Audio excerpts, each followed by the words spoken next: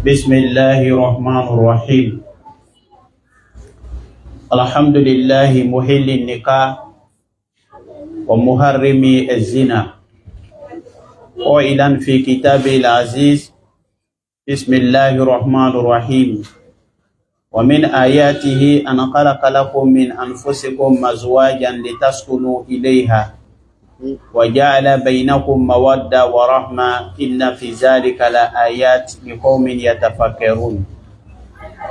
والصلاة والسلام على الأتمان الأكملان على سيد الورى نبينا وحبيبنا ومولانا محمد طيب القلوب ودوائها ونور الأبصار وضيائها وآفية الأبدان وشفائها وعلى آله وصحبه والتابعين لهم بإحسان إلى يوم الدين. القائل في الحديث النكاح سنتي فمن رغب عن سنتي فليس مني أو كما قال عليه الصلاة والسلام. نعم. أيها الأحبة، نعم. أحييكم بتحية الإسلام، نعم. تحية أهل الجنة، لا وهي السلام عليكم ورحمة الله تعالى وبركاته. وعليكم السلام ورحمة الله تعالى وبركاته. الحمد لله. أمي على تنوك على فو. نعم. أمي على بركة دانيك والمالون. ما سبامي أن لا سجي نيشونديا سجينا.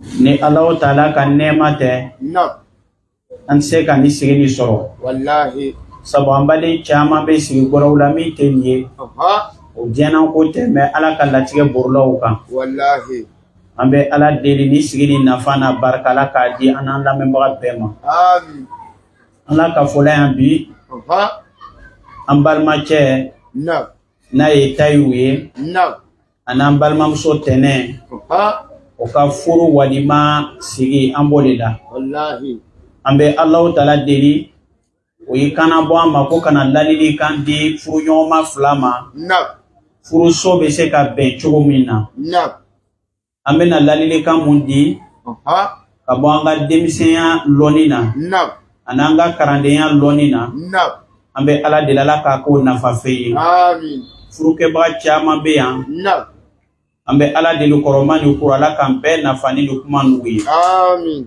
alhamdulillah. Yani ambe sefuru nyoma flama amba lon ambal mache tayru fado bala bado bala abola sodo le kono ambal mamso tene ale frani fabala babala wasumo bala donc yani ambe lalile kan de furu nyoma flawma an kana bo faw ni bawlema na ya korosi nambe furu siri misri la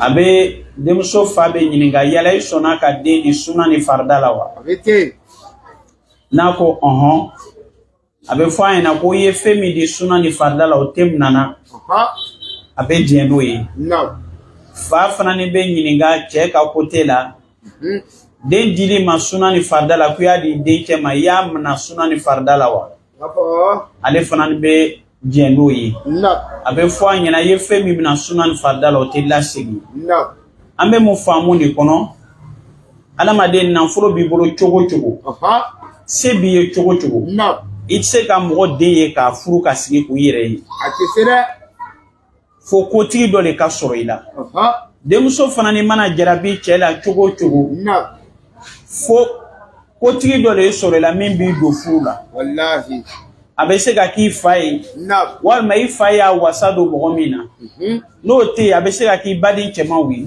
no te ali wolo den bi do furu la wallahi o ba yira ka fo furu nyoma fla abela jeni e fentigi mawule ata yerema donc o sila kan be lalili kan folo min di o be nyashi dembatigi belema pas forcément menu fla signi fla nyakoro ya na yan balma tayru na balma so tene mais dembatigi mun be ya ay jija ya na bina demso do furula cela si kan ka ke nyami ma ya demso karanula wakala yana bena muso ɲini ka da dencɛw ma nden sera furu ma ye muso ta ye muso ta I b'a sɔrɔ tuma caman si sanga de bɛ se furu ma walima ka tɛmɛ a kan mais hakili bolo ma kolon ni faamu bolo ma an ka bi jeunes ma pɛrɛ muso ta la mun kama parce que muso bɛ lasigi ni jogo min ye o tɛ yirala kanberedenw la cɛlasigi bɛ kɛ ni jogo mun ye an baw tɛ temps ta la k'an dɔgɔmusow karan o la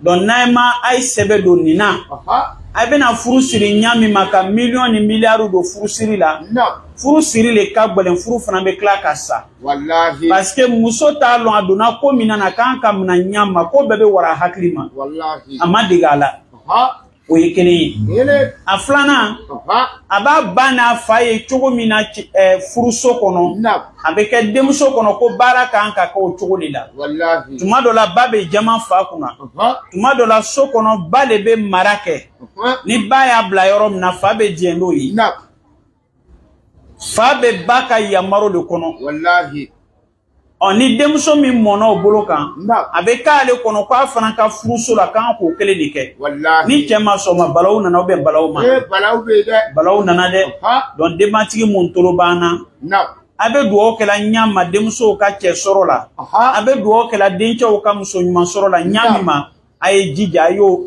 jogo di o ma n'a y'o jogo don ni min sera furuso la ka furuso bɛ suma parce que a kan ka yɛrɛ comporter ɲa ma o yirala la so kɔnɔ donc anw ka kuma bɛ kɛ mun ye formation kɔfɛ ladilikan min bɛ di mɔgɔw ma ni policiers tilala u ka formation na ni militaires tilala formation na formation bɛɛ n'i tilala la o bɛ na lalɔ ka kuma kunkuru dɔ fɔ ɲɛna ka résumé dɔ da i ma o tɛ se k'a ye nafa n'a ma formation kɛ o bɛ jɔn de nafa mɔgɔ min ka formation kɛ sinon an bɛɛ bɛ jɛ k'a lamɛn mais min bɛ formation kɛ a b'olu de nafa donc o tuma na an bɛna ladilikan mun di a bɛ la mun de kan ba ni fa bɛ jogo mun don cɛ la ni muso la an ka ladilikan bɛna la o de kan n'an bɔra yen an b'an ɲɛsin an b'a la deli Ala k'o mɛncogo ɲuman di denbatigi bɛɛ lajɛlen ma an b'an ɲɛsin an balimacɛ ma n'o ye an balimacɛ Tayiru Sila ye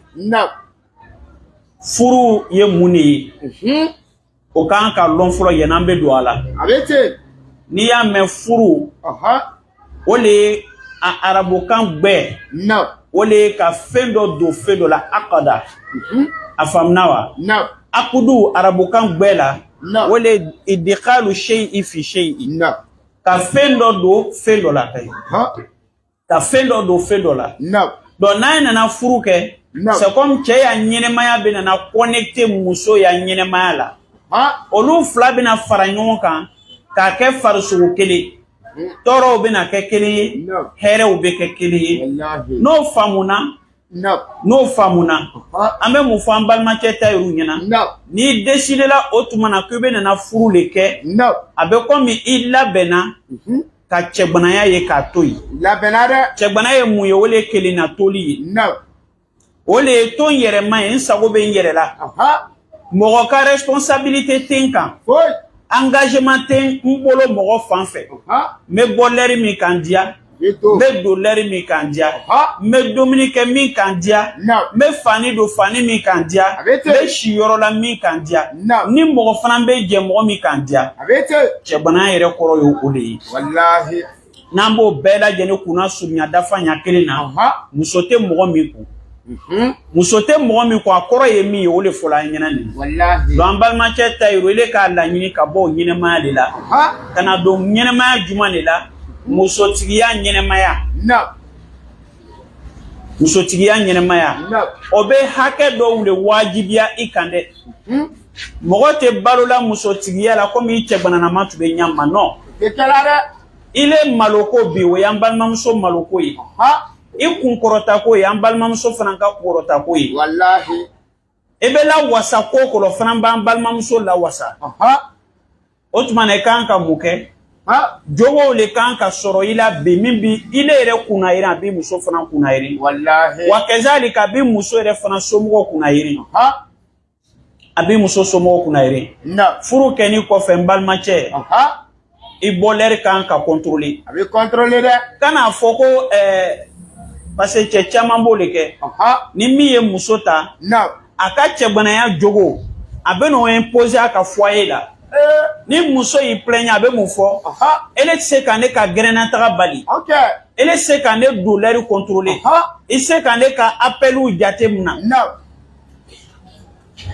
donc ale tu ye cɛbana ye ni jogo mun ye a bɛ fɛ k'a ka foyer gérer n'o ladabu kelen ye a tɛ se ka bɛn kunu i kelen de tun bɛ sisan i taara mɔgɔw den de ta kana fara i yɛrɛ kan donc i kan ka tagama ka bɛn o sariya ma o bɛ mun wajibiya kan i douleur i kan k'a kɔrɔsi dɛ tu n'es plus permis de sortir à l'heure que tu veux de rentrer à l'heure que tu veux non n'i k'a lɔn ko su bɛna ko k'i to dugu kɔnɔ prends la peine téléphone télé na ko bɛɛ ka nɔgɔ i b'i muso wele karimasina anw de bɛ nana 20h mais bi n bɛna 22h kɛ dugu kɔnɔ ni n ka patron bɛ baara dɔ la n taara cida dɔ la n tɛna so kɔnɔyɔrɔ sɔrɔ joona i k'i muso hakili sigi i k'i muso bonya a ka hakɛ de i kan k'o d'a ma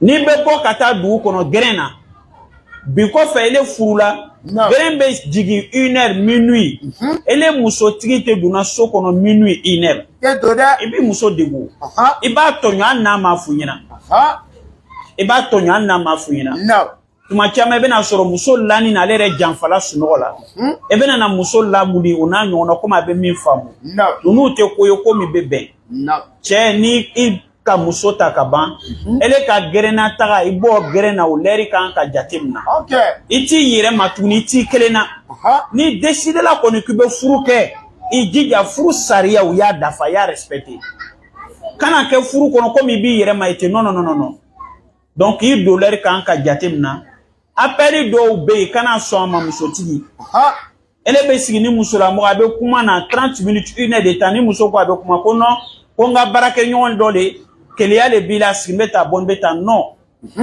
ko dɔ bɛ yen ni confiance bɛ furu kɔnɔ ko dɔ bɛ yen mɔgɔ bɛ se k'a kɛ mais furu kɛ sankura furu ɲɔgɔnma fila ma ɲɔgɔn lɔn ka ɲɛ fɔlɔ ele ka sanji jeli de kɛ yanni bɛ muso ta a ka ca muso yɛrɛ fana bɔra mun de la yan'a bɛna sigilen kun donc yan'a bɛna lɔn non ne muso ni hali n'i ye san nɔrɔ dugu la jɛnɛyakɛla tɛ ne cɛ ni manamana mɔgɔ tɛ n cɛ ni sɛbɛnna mɔgɔ le yanni muso bɛna se o conclusion ma cɛ bɛ se o conclusion ma ladabu dɔw de bɛ a kan k'o ta fɔlɔ minnu a faamuna wa appel dana tɛmɛni kɛ ka appel décrocher ka bori ka bɔ kɛnɛ ma ka chambre da sɔgɔ i yɛrɛ da la kana sɔn o ma i ka téléphone labila i muso jusqu'à confiance na ni confiance dafani sɔrɔla a banna kuma tɛ yen tuguni donc an b'o fɔ an balimakɛ Tayiru ɲɛna i ye ladabuw ta min ye furu ka ladabu ye kana kɛ komi i cɛ banalama tun bɛ ɲan ma a b'o sira kelen ka fani don cogo n'i bɛ bɔ ka taa dugu kɔnɔ i bɔɲa kan ka mafali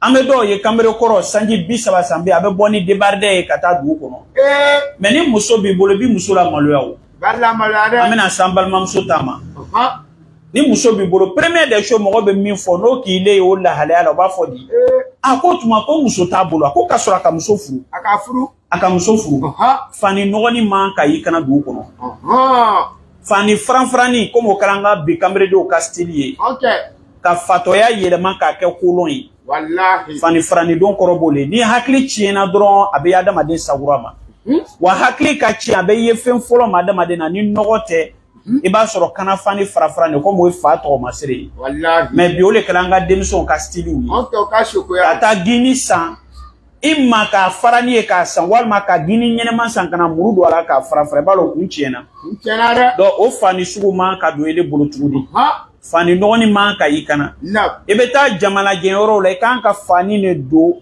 min b'a yira ka nɔ karisa muso b'a bolo so kɔnɔ muso b'a bolo so kɔnɔ an bɛ ala deli ala ko nɔgɔya ye ala ko nɔgɔya ye sisan i ka ko hakili kan ka to so kɔnɔ la i bɛ yɔrɔ yɔrɔ la a faamuna wa hakili kan ka to so kɔnɔ la muso min b'i bolo ni kira ko sɔrɔ salam tumana min n'a ɲininkala muso ka hakɛ a furucɛ kan a ko a fɔlɔ ye k'u ye muso balo n'i ye balo sɔrɔ an b'o ɲini an balimacɛ fɛ i muso balo cogo la ɲuman na n'ala ye se min k'i ye lon min na a ye lɔn daga kɔnɔ ko bi ko yɔrɔ fisayala Tayiru bolo cɛ o cɛ ni i bɛ sɔnni kɛ n'i bɛ hinɛ i somɔgɔw la n'i y'a hɛrɛ nɔ bɛ ye i somɔgɔw kan n'ala nana toroya sima chama na no kela walima lombaga ye o be fara I kan toroya la wa o be sabari na ye parce que mo be doko do la I be ko do supporter ma mandi ya be lo nyama be lo kuma nyama muna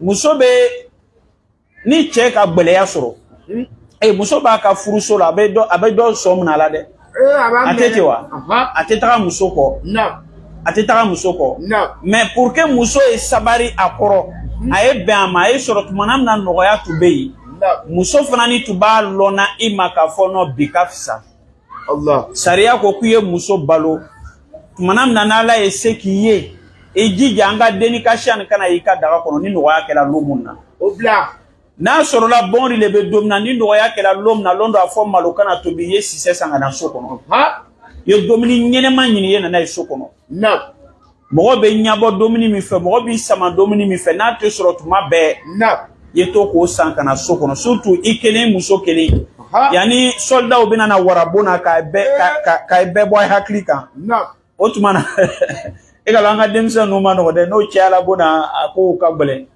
do yani bombe fa parce que inshallah bomina fa nere to ma bebe na soro na la soro kana nyina ngo de usaz tayro kana nyina ngo donc yani obena na ke tumanam na flabe bona ayo wakati diabo ayo wakati diabo dente bona balma muso dente balma che dente ya flapele akan ko wakati ke domini duma domuni shawara ma oni amberga oni sise jenu na nyono ule afamnawa wala nayo ke tumanam nani dewu nana kana chaya no do ubeke tuma kelengele ula aba wasado wakati temna ba hakli digula obete mfu nyomo tindu na nyona la ko no wayi amen ambalma cheta roku ya ambalma muso fere yabo na la eseki yekuye muso fere yabo afamnawa oye muso ka hakele ankande donc ambo fo chewe na kana dan furu fani ni damama o ko fe ni tara du kono ni logo jela lo munna o ka soro londo la itim to ye muso do ya sape mekanya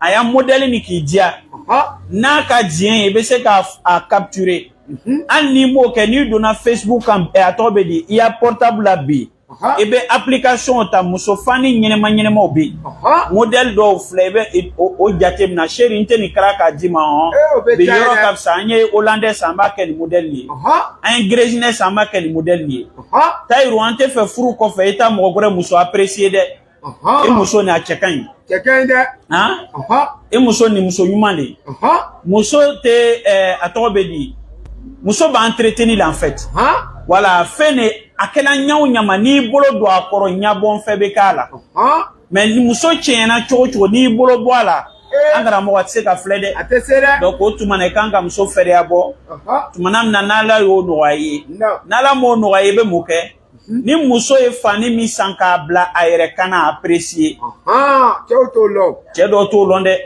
ni balma muso dona ni dona ka bo barakero la lomina kana soro ambalma muso ya kundan tene ya kundan afo sheri kunyana anyana de no ikuni nyana no nere tuma model ni folo ayeke monya ele nu ya en fait anga islama yake gawaya dinai wallahi nunu te islama yake enseignement yo non islama yake gawaya dinai rasulu tube tolonge na muso wi amen fo islamo ina tuma be rasulu tube tolonge na muso wi kera de la ka ambaisha ta ka la kola donc kera obetemna jamakuru do obetemna be donc la clôture be ambaisha ta yela kanya ambaisha bambo akola kasiga kana kwa ya afle akwa ambaisha mai wasala sorola kalaji Allahu akbar afamnawa akwa ambaisha mai wasala kera ni ambaisha bukari ko to tube tolonka tube la kurusike sokono tedo be olu nyana ko niki nyakoro siri fo ba fo grena ne ya tekere la de ndike yera ko ateke chemina we chemi ma musota min karla musota ko Allah angra mo nie musota ka ba be kilade abe fui ma de wa ifana ba somna ambalma musoka ko yekuina wallahi musole be bori nyina nye ni nyina bola ba ereta ni nyemere bola ba ereta me chebe wara fagale be lo cheli maka ka chenne ni ka fo ma kwitse ka fo ikena muso tuwa le boyi o kama anfa ba foti ko longo lo aba bugo ko ke na ya faga ko ke lo mina ku iba bugo lo de la wallahi ayera be ala ko no ya mbalma chei amin che mi ba muso diado ayere la ambe plenye jula che ko muso to re la ben ayere ba fanga wajibu la ka cha ni e jula muso la ben to dra beta kunwa yoro de ni e jula muso la ben to dra be bola kene male jula muso tanto bolo ko re la ben furu che wuye mais che wan be fle ni an ɲɔgɔn ɲininka cɛ jeli le be aw la min b'a muso sapeni ye k'a fɔ chéri non i sapela 200 min na a t'a kɛ dɛ a tɛ yen a t'a kɛ o a t'a kɛ i bɔra dugu kɔnɔ ka na sɔrɔ i muso k'a kun dan walayi wari tɛ n kun bi sinon n tun bɛ ko bɛɛ k'i ye mais 100 nin mina ye nin bila i kun wallahi o ka bɔ a bolo sini muso bɛ n'a y'a sɔrɔ a ye kun min dan bi 1000 modèle de wallahi bilayi sini a bɛ 2000 modèle kɛ ala t'i ɲininka dɔrɔmɛ la wallahi mais cɛ dɔw bɛ tellement ils sont gawa muso b'a yɛrɛ sape a tɛ dan o ma a bɛ taa kun dan ka sɔnniw kɛ an karamɔgɔ n'i tɛ fiyentɔ ye i bɛna fɔ k'i ɲɛ tɛ nin bɛɛ la wa i dɔ b'an balakaw la n'o sugu kɛra o b'o tagama ɲɛ changer ka kuma n'o fɛngɛ ni bɛɛ lajɛlen ye pour que i dusu ye bɔ i kuma dɔw fɔ mais i t'a fɔ dɛ mais cɛ dɔw suwasi a ɲɛ bɛ cɛ ka bɔ nin bɛɛ la a tɛ nin ye sini ale bɛ ban ka plaignre ko a muso tɛ labɛnna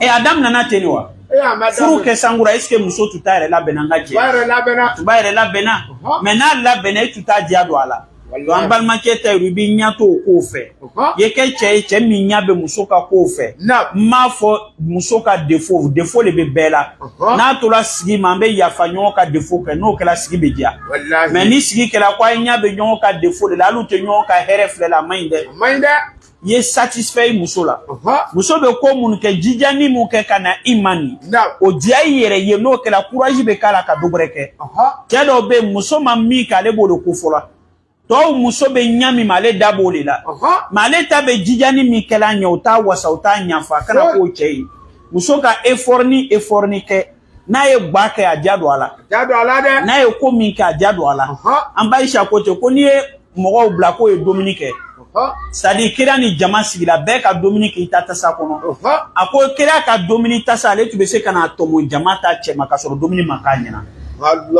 tellement k'a furu cɛ lɔn a ka lɔn dɛ a ko ni na min tun ma diya rasulu tun b'o de apprécier ka tɛmɛ nan bɛɛ kan ni muso ye gba kɛ ale yɛrɛ k'a lɔn bi gba ni kɔgɔ tɛmɛna nan na bi gba ni na ma diya i cɛ ɲuman n'i donna so kɔnɔ n'i k'o domu i b'o de apprécier ka tɛmɛ a bɛɛ kan a ye adamadenw ka ɲuman diya dɔw la a ye tanolikan ta ka mɔgɔw la changer kana kɛ mɔgɔ ye min bɛ mɔgɔ ka défaut fɔ k'i lu a kan pour k'o ye changer a tɛ bɛɛ changer dɛ ni si tɛ yen jalakiri ka di ni min a tɛ yen tanolikan de ka di bɛɛ ye don tanolikan na i b'i muso la changer i bɛ ko dɔw don a bolo i bɛ ko dɔw bɔ a bolo chéri ka min kɛ nin nɔ nin ka ɲi nin diyara n ye nin de ka di ɲɛ i fɛ i ka nin ko nin ka di ye n'i bɛ nin kɛ ko ta wala i tɔ bɛ tɛmɛ diyara n ye mais est ce que i tɛ se ka nin fana nin kɛ ka nin kɛ ka nin kɛ ka nin bila wa i bɛ se i muso la i b'i muso la yɛlɛma a tɛ kɛ ni nɛni ye a tɛ kɛ ni bɔgɔli ye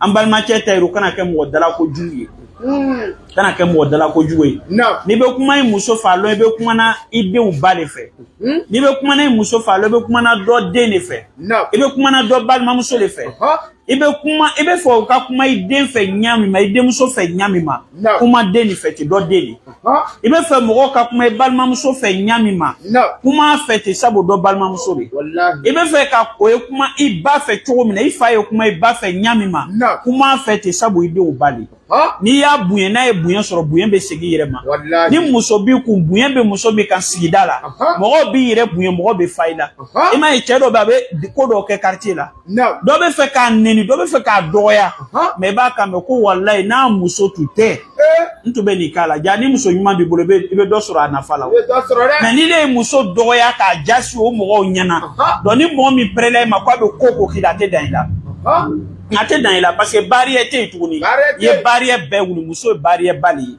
k'o to so kɔnɔ mɔgɔ tɛ se k'an ma fɔ k'o to so kɔnɔ ko dɔw bɛ ko dɔw la a tɛ se ka labɛn an kama olu sababu la fana mɔgɔ dɔ bɛ hɛrɛ k'i ye mais a tɛ fɛ k'a k'i ye muso kosɔn a b'a k'i ye mɔgɔ dɔ fana bɛ dan i la walayi n'i muso ta a tɛ dan i la a bɛ kuma bɛɛ f'u ma a bɛ ko bɛɛ la i kan atete ala hakli madam donc i muso boy ni be kuma fe ni bunye be ni kerama be afamna wa na ye ko ke ko mi ma ben kana kuma ma jamana non kana soma kana i muso buga denw nyana kana i muso dogoye teru nyana ni muso lo la teru nyana teri be ya lon no an teri ke karsa muso ka bo abulu wallahi i aba muso jati aba muso buye an na soro ko be ma islamaya ye nyuma dina l'islamaya ka ambla fe mun nan sira ka ke wallahi bilanga nyema be nyambulu wa bala soro herela kira ko wala tahju wa ila fil baiti muso ka hake do emuye akuyi kana idati ge muso la fona kela sokono kele bini muso che chogo ay kana son kele kene mamo ye ni yoro soro ala wallahi ni modo be na bola ni muso che kalama kwa benite Allahu akbar ale ka sira soro bara soro la de na do dona ini muso che la c'est fini abana lete donc ambo fambal ma che na koko be ini muso che ya sutra Moti ni muso kela fu iteri beyina dambo fu ina. Iteri do ba ka muso furu nye me expérience ta la ka se ka kuma che ni muso che. Do be akorola le mais il n'est pas sage. Il n'est pas encore sage. Muso ni che la manga ka fo ale nyina. Ko parce que akorone non. Ali moti ni muso che la fo ifa nyina. Ko do be ko do la bi ni muso jate fo fa nyina. Ate fo bado nyina. Afamnawa mais tuma do la che bana do be muso taku ale be se ki ni muso che na ali ye muso sabati abe kuma be dlan billahi talai mais do be muso sabale ba ko ni muso kelen che la dia la ko rabaya fusa va sare parce que expérience té donc an kambo fu nyina ni selay dala ni selay yerela e be kisi ni fitna bela genima wallahi amba yerela fanani ka fo furu furu cité min chekan wa min atobe di la afia be furu mi kono wakati bate atede furu wakati do be ke cheni muso kasa be chinonu nali ay jijabo wakati la te ne furu la be mo mala sigiro ku fana de bi akadi problem te wakati do be na se mo go note de jona tigere reality ni muso te chekan men chere fanani ma pre muso yi awati bena do tabe ke furu san karworo do tabe damna sankele na wakati sela isa yerela muso kanata kuma bela kali somo yi no mai ike so kuma do be na sela ka somo bara do ka foye te bentu na bana wallahi chefana ni ike iya furu so kuma do be kana la sei somo ma ayo ke bunu ay jija wakati la te no wakati temna sisen stabilité be na furu la chebe muso jate atobe da ba muso long muso fana be chelo bebe nyon gasi krosi inshallah ko be tagati ambe ala dilala ko no ambalma cheye aye panko kuna kana ke cheye chembi kamisen chembi yakuma ka chia ko be ba tro kana ko yi kana ke che tege belen kana ke che dala ko juwe kana ke che faratini aye ke che mi ba furu muso bunye mi ba furu muso teru bunye mi ba furu muso ko mo bunye no kela ye bunye be yoro bunye masigi de be no kela horon yo bi bunye ni sela o malomina ni kuma do yo bi lame o bi ka kuma jate parce bunye de bi bolo ka loma ya rabbi ala ko no ambalma che ambalma mso franani na ya ambalma mso tene mafri to la j'espère mafri ambalma mso tene ambe afana hakli jigo ola ka fo furu tolonga yerote afamnawa muso nyuma muso ula nyuma muso ula fisamante rasulu kote sallallahu alaihi ako akakuma na khairun nisa allati iza nazarta ilayha saratka Allah wa iza amartaha ata'atka wa iza ghibta anha afizatka fi nafsiha wa malik Allahu akbar kera koko muso ula nyuma mbalma muso ni lamede akole muso ye ni ya flekoro anyana fleli bi ni sondia wallahi ambe ko do le kanga furu la tuma bambalma muso be plenye o be na sanfe ko ankara mo ncheni malon ko mi be si santé flela makote na folo atube do jona si santé do na jona folo na sela do ko na tube ngole mais si santé ngole la tourner ngole kala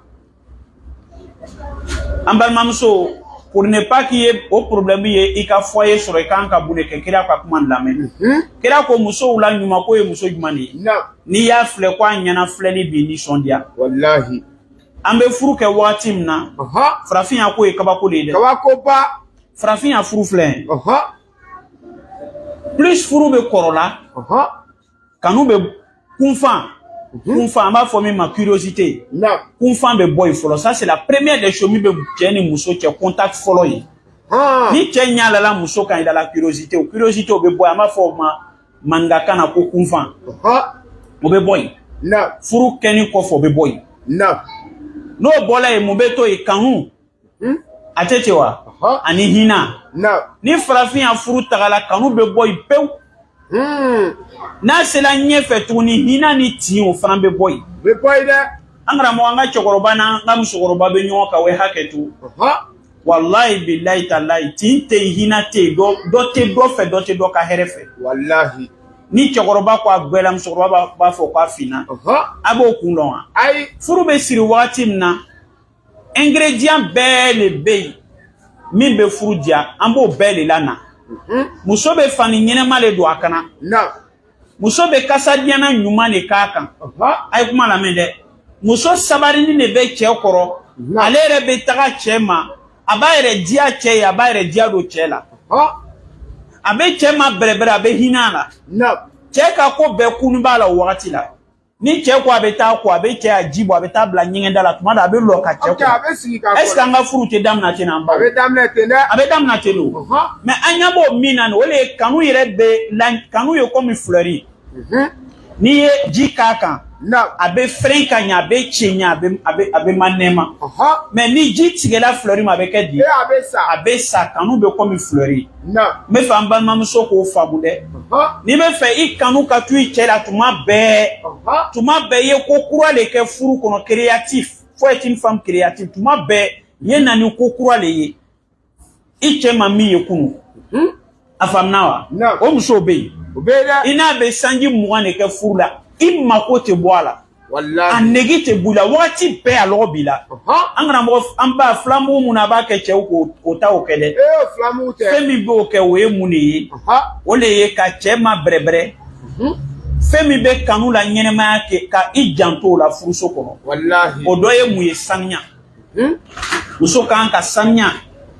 I yere bakuna. I fere ya bola. I ka sokono yoro la. I denwula krekere la bolo ma I chela. Wallahi. I janto la dan balma muso. Ni che bola ni fani do ye mo be nyingali ke ko tuma ko muso ta kunwa. Ni che beta du kono ya kana fani fle. Est-ce que beta la cérémonie mi na fani sou ne kan ka tra no te wa fo karsa fa che ko. Est-ce que ka bazin n'était ben yanwa? Est-ce que ka ensemble ni n'était nya yanwa? Non. Ne hakila ni te ben yoro na de si te ni doa. Non. Ambe muso banga fanu ma fali. Okay. Rondo la nere ben sape kan sape re. Me bola be se kene ma madame bi wole ko karisa ko mano ku kan ne du ko ni boye ni do. Mi ne kan ko che nyene ma ebo bo be odo. Okay, abete. Muso yi janto yi che ka fani na.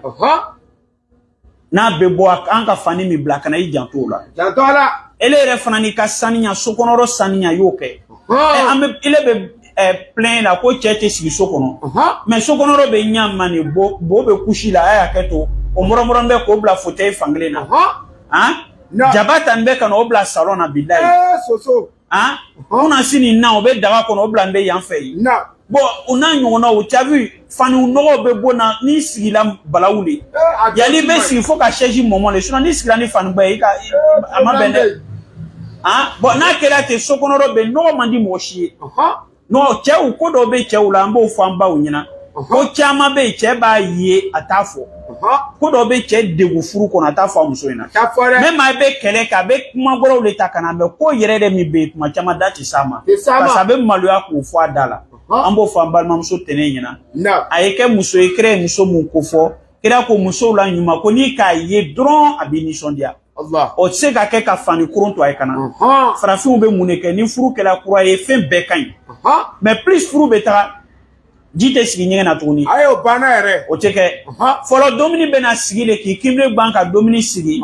Ka fo karisa ka domini sigi la. Abe soro ka sigi grefe ni check la bena tabali débarrasser. Yani doni ba e domini te sigi tuni. Abe fo dile kuyi ka domini ni sari abe domini sigi tabal ka te ko fo che.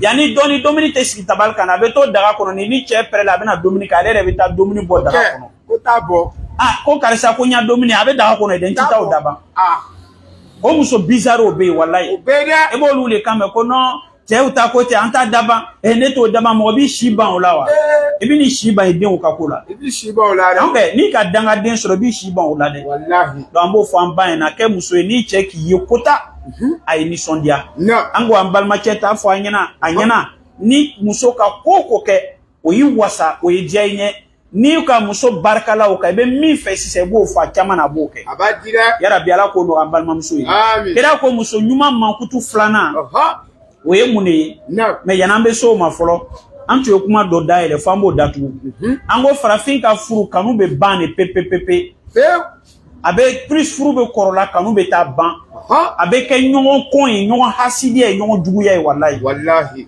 ala moka kanu be entretenir ni fe muniye olu be ole blabla don fo kanu be ban fo timbe bo nyona fo furu be na ke vraiment furu balia ka fsa nayi wallahi anga chokoroba na ngam sokoro be nyongo ma chiele be dro funa ka soro ni marketa o be nyongo danga fo ka ta de makosa wallahi mune ba ke balma che balma mso furu damna na be nyami mani ay jija ma fo robe de mariage te to amade robe de mariée atodi a vêtement de mariée no tina to ama mais ay jija ya ka kanu entretenir ni kuma magama foyi ni kuma duma foyi nyoyi ni nyoma berebereli ni hina nyona yi ni atobe di tiye ni nyon deme afamnawa ka nyon barkala nyuma o kan ye jija o to aka furula no kela ka kanu te sabe ko comme to abu ka furu plus solu ka furu betala o to be te biala nyoyi wallahi yeni ye coronavirus wakati la coronavirus ko wakati la to abu chakoroba wakati la mo be epadu la o to be do ya bomu no be o labe ka chakoroba blay chakoroba bo ka epadi bona corona ko son amuso be yoro gbere ale be yoro gbere mo ma ka se mo ma mais chakoroba ka riski ta kwa le be taga inya la muso kan sanji biloro be furunni o muso le konse ka to ako o ba soro den côté ituguni bonashi côté ituguni mais timbe imuna ko de bo ni nyonche minto kari nyonko abadan ole tanga furula ni to abuche bola tala du kono na sela du kono ba muso le ko nyuma dona wallahi chérie je suis bien entré je suis bien arrivé au service na sela ituguni ni télé sela yoro dola abe posi café mun ke 14h ni ato de midi ni entre midi et 2 abe téléphone ta na muso bo kuma oke abe foli ke ka bara yoro chugo ya fo muso ina ah aujourd'hui c'est une journée chargée c'est une journée ta bo fo muso bo fore to abu flede ni bes la maya ka barali ambana ni belema wallahi na to la ola fanani wa fe na bla la retard la be muso de ka fo muso na karsa ntina se kana jona wa kezali ka muso fana ba che wole la ka nyinga ko be chudi to abu muso ba che wole ka fo nyina ilo be na jona bi Allah to abu muso boke mais kanu te to ama chudi olu ka furu plus abe koro kanu be wara kanu be wara manu ka furu plus abe koro anto be tembuela nyoy mune ka ke dina nyono wuli wallahi bambal mamso ka ke muso yi mi ye nyala kay ni atobe di tayru nyan lalay kan kota muso be ka nyina chebanan mo muso be angara mo ni yata ibalma be ko be ke atobe di ko kuye muso breta ite son obe ko be ke chete son do be banka bo be la ko no ka fla le ko angara mo ma fla ka ko abe sa foye jiri to lali flatei muso ya flaula min kan katimi se ike mna turote ni muso fagola dron aya repère be ke karamo baragali wallahi flamu do diande fenga do diande nasi do diambo ka kono de e ka warte tu bolo ike ti kanu ele be nasi nyina ko che ka ki fele daro kambo inogoni ni ifaratini ni wallahi ele te chema brebre ali ka lipton wuri ka di chema ka ma brebre na itse ko ke ele te che jena ko ke te che ko mo bunye ite che teribo ebe ja e todi mais ele rebe ko le ke mimbe konia ere wajibia et puis me banka kanu nyino ko be se ka ke todi ala haklu madam kira ko aflana ko nie muso nyuma ya maro ya kabia ya maro kambo aslafe ambal mamso tene ni tayru ye min fu nyina na la sote jija yo bo aslafe ayi ya maro ko ko le jija yo ke afamnawa ayi yamaro koko la jija yo koke na la soso ko ni ta fani ben ka bon koko ma ko ke na ku ma ko ka sa teria man dinya jija wo ka teria yato ma chama tala parce que amo famba wina ka tia muso chama be sama akoni karsa ka teria le manda e ka soro karsa le bene lalila karsa le bene blasra ka ni ko do kala ne le be karsa le ba fone ma ngana ni keta ngana ngo na mote problème to la de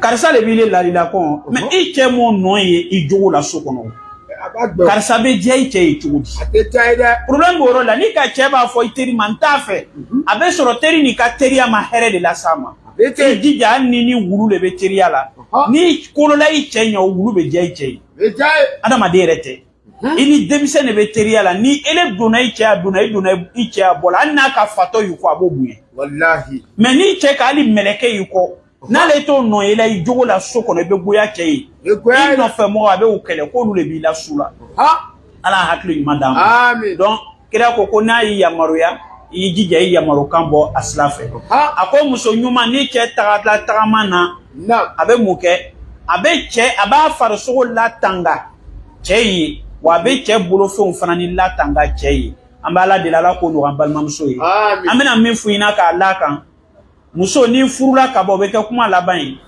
ni furula kaba isomo ka lambe isomo ka otumana joro o ka se muso nyumate na no ya kesula de non muso nyumate na no ke akesula kana foko anu fe ni ne tubekela na luta boloko warala che tama abekedi chebe lobo ila de alu fa tube cafe nono manemi muso nyenema ni nana soro cafe jigbele be mi chefe iba foko le re ka dinne ye ibo dia yire kasoro ele amita to yi ifa fe ele ka muso gbana bon makasi matla makasi le tubaka ante matla makasi le tubaka ele nana kana soro i chefe matla ordinaire le beyi ayira i che la kone tubela debele kan iki che anyumanya dia do ala iki che anyumanya dia do ala iki che valoriser ikuna i che tama muso nyuma wule de o muso nyuma te mo etuma be kira ko te takfurna la shira wa tuksirna shakat mute muso nyuma yi muso do be ni nyana la ni efenta ka dama alame ye fenyene do e kata ka sankadama ima mi ka ale nyambole la ika mi ka no timno bana ça dit tellement c'est comme ka juru de sara quoi ani che ki fleka muane ta ka di ma fama ni che wallahi ala shama bla nona afamna ni che ani na ka nansongo le boka di ma aya hakela kan ko bono mais kan ka million che shama te soro bolo to kalama che bete solo bola de che do muso be solo bo abe banga na kele bla muso la ko na madia o so nyina mate nana na la ma fare ko be la ban bugoli ma ba fo kwa ka so ni bugo wallahi ale le man nan so bo de abe obi ate akacha o don muso nyuma be mune jatem na ni che ka mi soro ka di ma dore ba ble kono do te ni soro la don no kele be se ka ni barkala ni che fen soro jija yeko ma we jayi ijija iche ka soroto wijai ifani ba lambe tu ko yi ifani ba lambe ko le toyo kana chela sila ifa ka die itse ka siga ku iba ka die ibado ka die itse ka to lu kono yi imma ko be fem na te soro abe soro mi che barale ni sela ika ko régler ya ben che tama balma mso yi teri ko mabe cheni ke ifa ya ki teri ya ki kono na fonyo aki tagamanyo aki ka complice abi kisi ko chamama muso ya teri ya sincérité tala non muso le ba muso nyon e herela abena kana ibla koro ka nege heren be chinya mabo sla bla koro frambe bo heren na ka banka nimisa wallahi muso ka teri ala chuente fode non teri le ye ni ko ala tin frambe fare ka ole ulu ya teri ai che ou le be tuen fonyo na nteri be komina ni te ben che o kon boke mais muso fate de don min ka sa iteri le nie ifa le badene i ka complice le kono fonyo ne yaketi ate mo fe sokono kana na noyi atini mo ka gen fe karoti ko na leri sela illa ben ka kono o kana gbele ma de na gbele ma se ki ka furuso suma o le gbele ma wallahi ambala o tala de la ko no ambal mamso amin ala ko no ambal mamso amin muso ɲuman y'i cɛ sutura a faamuna wa i cɛ sutura wagati dɔ bɛ kɛ furuso la a ka gɛlɛn ni wagati gɛlɛyala cɛ ma i jija i y'o lɔn n'a ye min di lon minɛ o minna hali yan nansɔngɔ kana to i teriw ye bɔ a kalama ka n'i ka sokɔnɔ kuma bɛɛ lase i somɔgɔw ma la i ye mɔgɔ y'i cɛ k'a bonya i cɛ bonya i y'a ba bonya i y'a badenmaw bonya i y'a nɔfɛmɔgɔ bɛɛ bonya lon dɔ bɛ k'i y'a kɛlɛkɛlaw ye muso dɔ bɛ yen cɛ bɛ décider de ko k'a bila bɛɛ bɛ kuma a b'a fɔ ko non ko fo ka muso bila de mais mun bɛ n'a kɛ tumana min na ale ni cɛ to ka ɲi a tun bɛ hinɛ cɛ teriw la ni min nana so kɔnɔ mon mari dumuni bɛ yen dumuni kɛ an n'a b'o force o bɛ dumuni kɛ a bɛ sucre bɔ frigo la a b'a d'o ma o n'a ɲɔgɔnna o tin bɛ to a n'o cɛ cɛ balima minnu mana na so kɔnɔ a mana min ye position bɛɛ nin tɛ n'a ma fɛn sɔrɔ cɛ la k'a d'a ma a yɛrɛ b'a kun wari bɔ k'a d'o ma i ye kɛ ten a bɛ fani kɛra k'a bila cɛ ba kana ka samara san k'a di cɛ fa ma ka badenw ladon ka kɛ mɔgɔw fɛ i ka so kɔnɔ kɛ muso min bɛ mɔgɔ fɛ n'i kɛra mɔgɔw fɛ i bɛ mɔgɔw nafa sɔrɔ i b'a tɔɔrɔya mun dɛ mais i b'o nafa sɔrɔ mais n'i ko i tɛ mɔgɔw fɛ i bɛ perdre mɔgɔw fana nafa la donc lon dɔ bɛ na se furuso bɛ ban dɛ cɛ bɛ muruti ko a tɛ sɔn teri bɛɛ bɛ fara ɲɔgɔn kan balimaw bɛ fara ɲɔgɔn kan ni nin fana tɛ an fana tɛ yako la o bɛ kɛ sababu ye ka muso caman n'o cɛ dilan a tɛ ten wa mais ni ne ko i tɛ mɔgɔ fɛ a bɛ kɛ di an bɛ ala deli ala ka a tɔgɔ bɛ di ala k'o faamu ko ɲuman di an balimamuso ma donc k'i kanu don i cɛ la i cɛ diya i ye i cɛ sutura i cɛ kumakan labato i cɛ badenw kanu a teriw kanu y'o bonya mais priorité ye kɛ jɔn de o de ye cɛ parce que i ka teri bɛɛ ma sɔrɔ ale de fɛ muso dɔ b'o kɛ dɛ i b'a ye a b'a cɛ teriw bonya a bɛ a yɛrɛ majigin o kɔrɔ k'a sɔrɔ a bɛ balawu bɛɛ la cɛ ka so kɔnɔ a bɛ cɛ ba bonya a bɛ cɛ badenw bonya mais a tɛ cɛ yɛrɛ bonya o ye zéro de ye kira ko sɔrɔ salam a ko ayyuma imra salat kamsaha wa somat shahraha wa ata'at zawjaha tadkhulu al-jannata a faamuna kira ko muso n'i k'i cɛ labato i ka seli farida lolu seli i ka sun don i ka i furucɛ labato ni sala bɛ don arijinɛ kɔnɔ an bɛ ala deli ala k'o nɔgɔya an balimamuso ye an bɛna hakɛ mun fɔ aw filaw ye o bɛna kɛ français kana miniti 10 an bɛ sɔrɔ o tuma na ka question réponse ta inchallah k'o kɛ k'an ka sigi kun cɛ chers frères et sœurs en islam nous rendons gloire à Allah subhanahu wa ta'ala qui a permis cette noble assise. Et nous faisons la prière sur le sceau des messagers, notre prophète Mohammed, sur sa noble famille et ses vertueux compagnons et tous ceux et celles qui les emboîteront le pas jusqu'au jour de la résurrection. La thématique de cette assise, qui est organisée à l'occasion du mariage de notre frère Taïrou et notre sœur Téné, nous avons été sollicités pour cette conférence. J'ai intervenu longuement en Bambara sur le droit de la femme sur l'homme et le droit de l'homme sur la femme, qu'Allah subhanahu wa ta'ala nous facilite la compréhension. Et donc je souhaiterais récapituler en 10 minutes en français les droits communs des mariés. Comme premier droit, quand je dis droit commun, j'espère que vous comprenez bien, c'est-à-dire que le droit légal entre monsieur et madame, il en est de même pour vous deux. C'est pas pour monsieur seul ni pour madame seul, mais c'est pour vous deux. Et le premier droit, c'est l'entraide. L'entraide dans un foyer, c'est très important. Madame doit aider monsieur quand ça ne va pas. Monsieur également doit aider madame quand ça ne va pas. L'entraide, ça se comprend ça s'exprime sur plusieurs aspects. Il y a l'entraide financière, il y a l'entraide sociale, l'entraide morale. Parfois, monsieur, il est abattu moralement. Mais quand tu as une bonne femme, une femme pieuse, une femme responsable, une femme avertie, elle va aider monsieur à traverser ces moments de dépression, ces moments de, comment dirais-je, ces moments de tristesse. Parfois, monsieur a des problèmes au travail, il faut l'aider. Il faut lui donner des conseils, il faut le remonter. Il faut être un appui, un atout pour lui en ce moment-là. Et l'entraide également financière. Quand ça ne va pas chez monsieur, madame doit lui venir en aide. Quand ça ne va pas chez madame, monsieur également doit aussi l'aider. Parfois, madame a des difficultés financières hors même du foyer. Elle a des problèmes dans sa famille, elle a des problèmes au travail. Ça peut être les problèmes de tout genre. Il faut aider madame, il faut lui donner des conseils, il faut l'assister financièrement.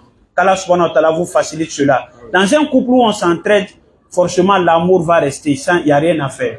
Et le deuxième droit légal entre vous, ou du moins commun, il y a la confiance. Monsieur doit faire confiance à madame, madame également doit faire confiance à monsieur. Et cette confiance-là, ce n'est pas dû au fait que tu es sa femme ou bien tu es son mari, non. Pour qu'on te fasse confiance, il faut avoir des comportements clairs, limpides. Il faut être un homme honnête, véridique, pour qu'on puisse te faire confiance. Quand tu promets, il faut honorer ta promesse. Quand tu prends des engagements, il faut être en mesure de les honorer. Madame, prête-moi 5 000 francs, c'est ta femme, c'est vrai. Mais après, il faut lui restituer son argent. Et quand tu parles, il faut être véridique dans la parole.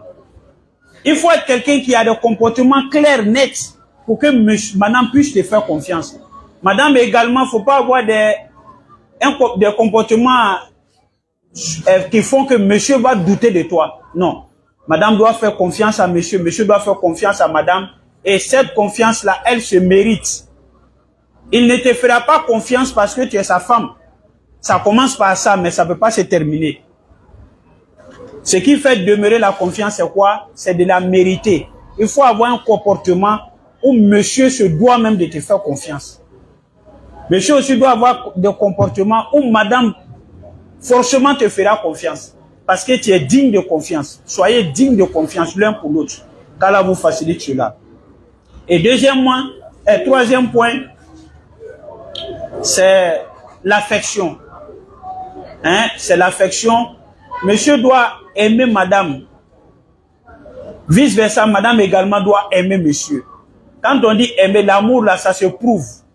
Ce n'est pas seulement dans le cœur. Quand je dis je t'aime et puis c'est fini, on n'appelle pas ça amour. Mais quand tu dis tu aimes quelqu'un, il faut être capable de lui prouver ton amour. Dans les actes, comme dans la parole. Il faut montrer à monsieur qu'il est l'homme de ta vie. Sans lui, tu n'es rien. Monsieur également doit montrer à madame, non, tu es la femme de ma vie. Après toi, là, il n'y a plus qu'une autre femme de compte pour moi. Et il faut matérialiser cet amour-là. En s'offrant des cadeaux, en s'habillant bien pour faire plaisir à l'autre, en posant des actions pour plaire à l'autre.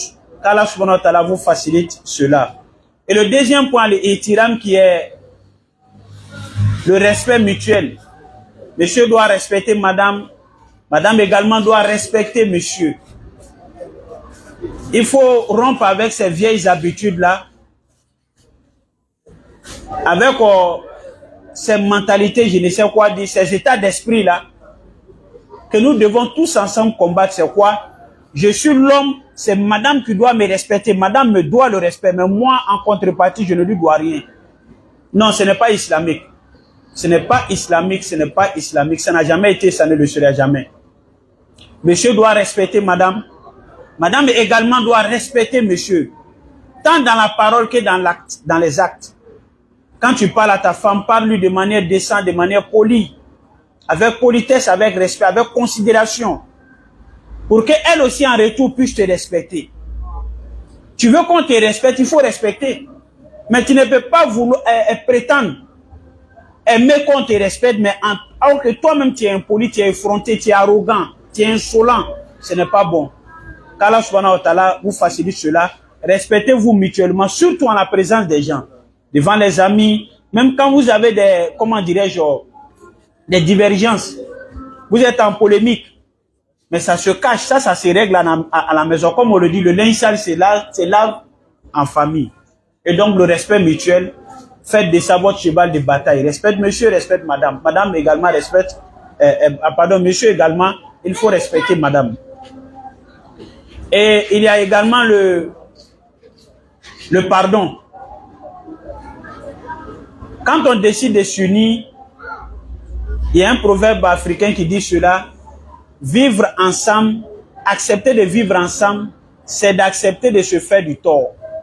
Oui, c'est avec madame que tu vis à la maison. Forcément, il va arriver des fois où tu vas poser des actions qui ne va pas plaire à madame. Madame également va poser des actions qui ne va pas te plaire à toi. Mais il faut pardonner à madame pour ses manquements, ses offenses. Hein? Mon frère Taïrou, faut pardonner. Il faut lâcher prise. Il faut aider madame dans ses moments d'erreur, comment dirais-je, quand elle est fautif, quand elle est en erreur, il faut l'aider à sortir de son erreur. Il ne faut pas être les gens de personnes, quand tu vis avec eux, tu as beau être bon le jour où tu arrives à poser une mauvaise action ou bien tu as fait quelque chose qui ne lui plaît pas, c'est comme si tu n'avais jamais été bon, non. Il faut faire la différence entre madame et ses mauvaises actions. Chérie, tu es ma femme, je t'aime, je t'aimerai toujours. Tu ne cesseras pas d'être ma femme parce que tu as commis ça et ça. Non. C'est tel comportement que je te reproche, mais ce n'est pas ta personne à toi-même. Je t'aime. C'est très important. Faites la différence entre ça. Le comportement de madame et madame elle-même. On peut être bon et puis faire des erreurs. Personne n'est à l'abri de cela. Nous sommes des hommes, nous ne sommes pas parfaits. Et donc, dans un foyer, il faut qu'on se pardonne les erreurs pour qu'on puisse avancer. Qu'Allah subhanahu wa ta'ala vous facilite cela. Et il faut faire preuve d'endurance. Il y a des moments qui sont très difficiles, mais quand on est endurant, Inch'Allah, ça passe. Allah subhanahu wa ta'ala nous dit dans le Saint-Coran, il est avec ceux qui sont endurants. Qu'Allah vous facilite cela. Et donc, comme 9e conseil, il faut, comment dirais-je, communiquer dans le foyer. Oui, il faut communiquer. C'est ce qui tue la plupart des foyers.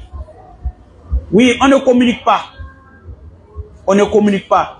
On a beau, comment dirais-je, avoir la même vision, les mêmes orientations, mais dès l'instant où on ne communique pas, forcément, il va y avoir problème.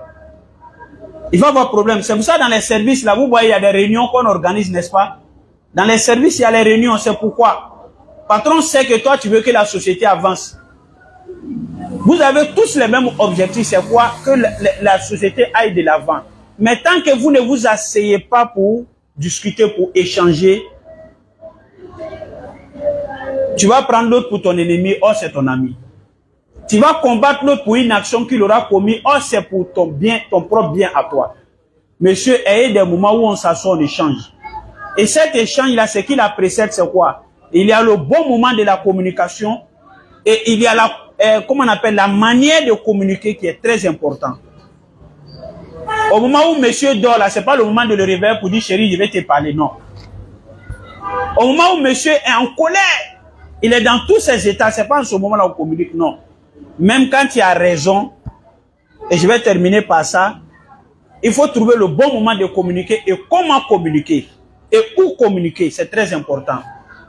C'est très important. Le moment de colère, il faut laisser. Quand monsieur est fâché, on prend la peine de lui dire, chérie, excuse-moi, chérie, pardonne-moi, chérie, je ne savais pas, chérie, pardonne-moi, jusqu'à ce qu'il se calme. Or, il se trouve que ce pourquoi il est fâché, il n'a même pas raison, il a tort, c'est toi qui as raison. Mais la bonne femme fait quoi? La première des choses, c'est de calmer monsieur. Et lorsqu'il serait calmé, comment on appelle, le diable se serait séparé de lui. Et c'est en ce moment-là, maintenant, qu'on lui fait entendre raison. Ce n'est pas au moment où monsieur est fâché qu'on essaie de lui faire comprendre. Non, non, non, non, non. Et tu feras qu'empirer. C'est comme si tu mettais de l'huile sur le feu. Il va se fâcher davantage. Il va rentrer dans une colère vraiment pas possible. Et donc, Allah subhanahu wa ta'ala vous facilite cela. Et donc, comme dernier point, il y a quelque chose qui est très important dans le foyer, c'est quoi? Souvent, il faut apprendre, il faut faire le choix entre ta raison et la stabilité, le bien-être de ton foyer. C'est très important. Monsieur, souvent, il y a des situations dans ton foyer. Quand tu veux suivre ta raison, là, tu vas briser ton foyer, il n'y a rien à faire. Tu vas divorcer de ta femme, il n'y a rien à faire. Tu as raison, mais ici, là, c'est la raison qu'il faut laisser pour sauver ton foyer. C'est très important. Madame, parfois, il y a des conflits entre toi et monsieur. Tu as pleinement raison. Tu vas l'expliquer à n'importe qui. On va dire non, madame, toi, tu as raison, monsieur, tu n'as pas raison. Mais en ce moment-là, il faut mettre la raison de côté pour sauver ton foyer. qu'Allah subhanahu wa ta'ala vous facilite cela. Et le dernier point sur lequel je vais terminer, c'est la piété. Nous sommes musulmans.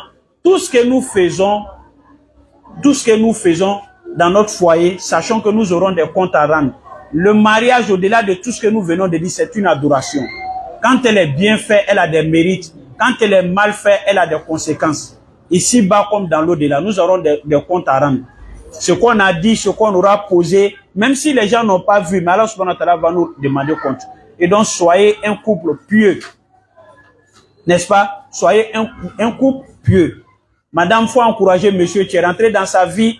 Faudrait que, après le mariage, monsieur soit plus assidu à la prière. Il soit plus obéissant de ses parents. Il soit plus généreux. On dira que, Taïrou, après son mariage, alhamdulillah. Monsieur également doit conduire madame à la mosquée. Ses parents diront que, bien avant que, comment on appelle, Ténin ne se marie, la prière, c'était pas trop ça. Mais alhamdulillah, grâce au foyer, elle a complètement changé. Ça, c'est le but aussi du foyer. La piété, la piété, la piété. Qu'Allah subhanahu wa ta'ala vous facilite cela.